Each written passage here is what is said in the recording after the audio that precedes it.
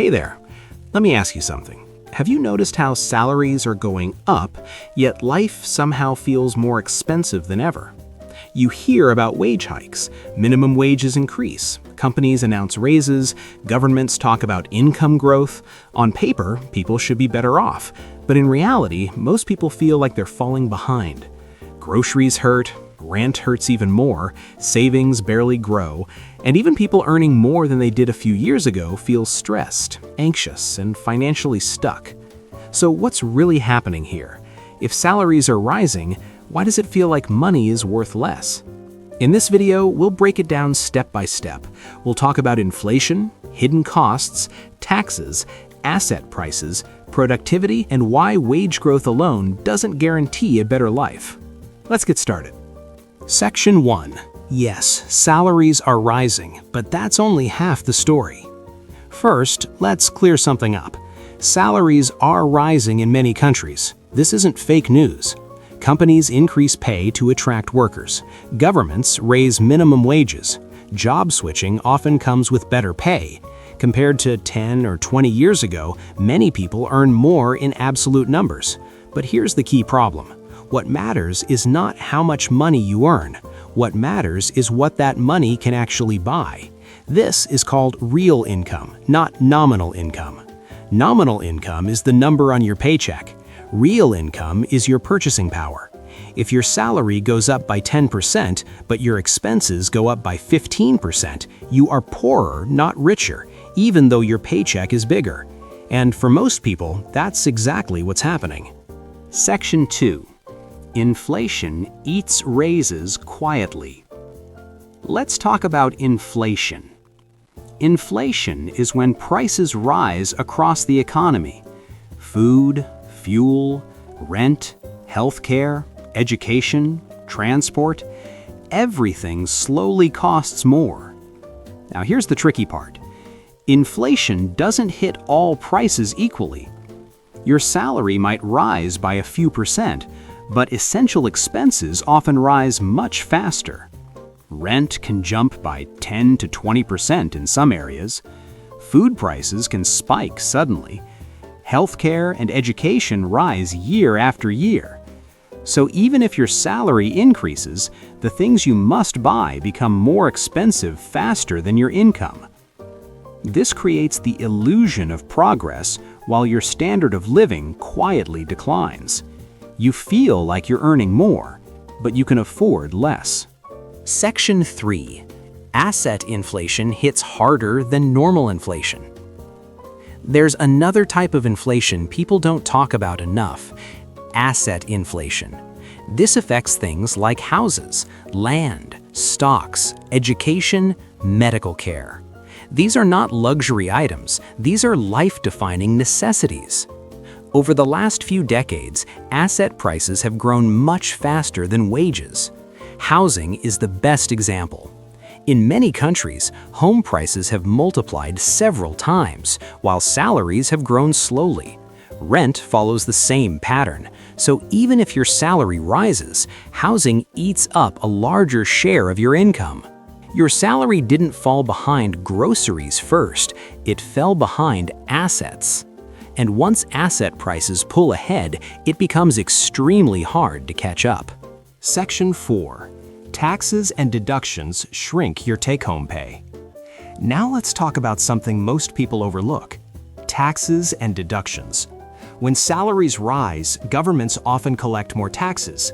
Even if tax rates don't change, the amount you pay increases. On top of that, there are hidden deductions: Social Security contributions, insurance costs, healthcare premiums, pension contributions. These don't feel optional, they're necessary, but they reduce your take-home pay. So while your gross salary looks higher, your actual usable income doesn't rise nearly as much. Sometimes it doesn't rise at all. Section 5. Lifestyle inflation cancels out gains. There's also a psychological factor: lifestyle inflation. As incomes rise, expectations rise too. You don't consciously think, "I'm going to spend more now." It just happens naturally. Better phone, better internet, more subscriptions, higher quality food. occasional convenience spending. None of these feel irresponsible, but together they quietly absorb your raise. This doesn't mean people are careless. It means modern life has become more expensive just to participate in it. Section 6. Productivity grew faster than wages. Here's a deeper structural issue. Worker productivity has increased massively over time. Technology, automation, software, and efficiency mean workers produce far more value than before. But wages did not rise at the same pace. Where did the extra value go? Mostly to company profits, shareholders, executives, asset owners. This means workers create more wealth but receive a smaller share of it. So even though the economy grows, workers don't fully benefit from that growth.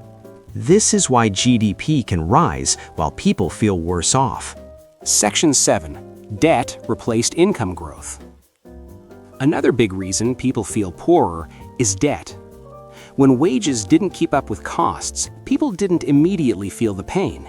They borrowed instead. Credit cards, student loans, mortgages, buy now, pay later services.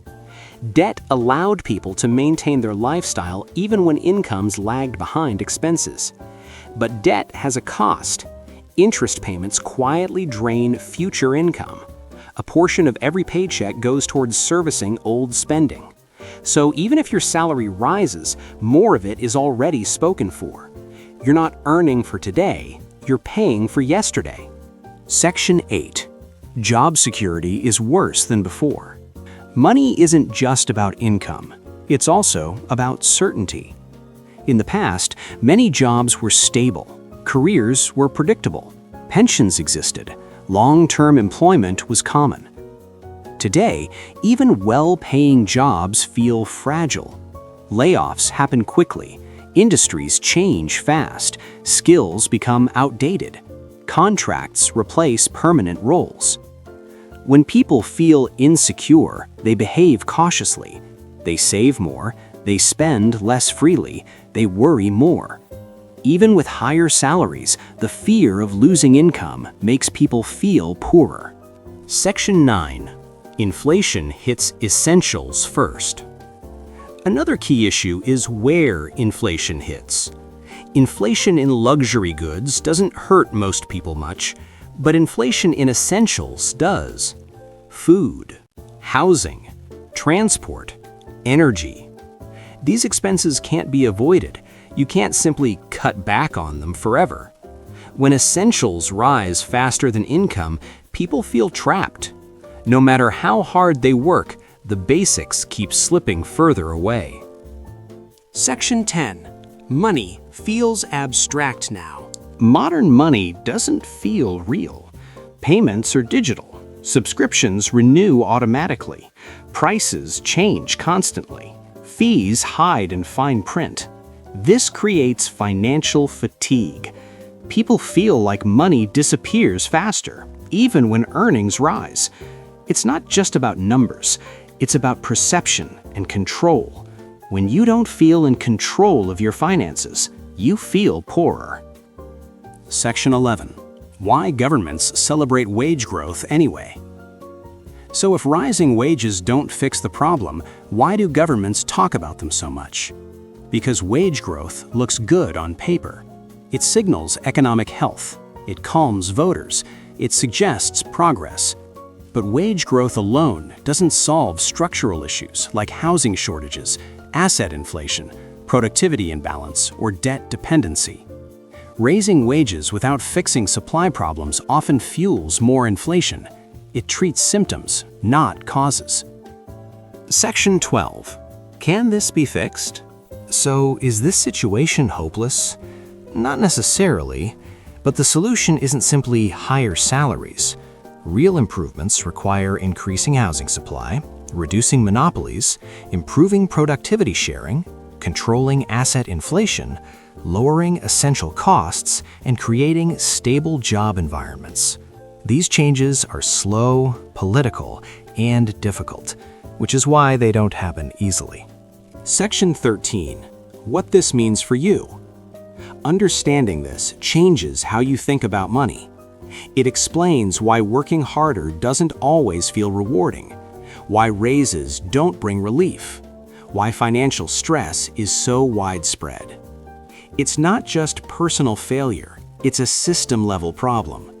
That doesn't mean personal choices don't matter, but it means you're not imagining the pressure. So here's the bottom line. Salaries are rising, but costs are rising faster. Assets are pulling away, debt is growing, and security is shrinking. That's why people feel poorer even when they earn more. It's not about greed, it's not about laziness, it's about a mismatch between income and reality. And until that mismatch is fixed, higher paychecks alone won't bring peace of mind. If you want more videos explaining how money, inflation, and economic systems really work, make sure to like and subscribe. Thanks for watching.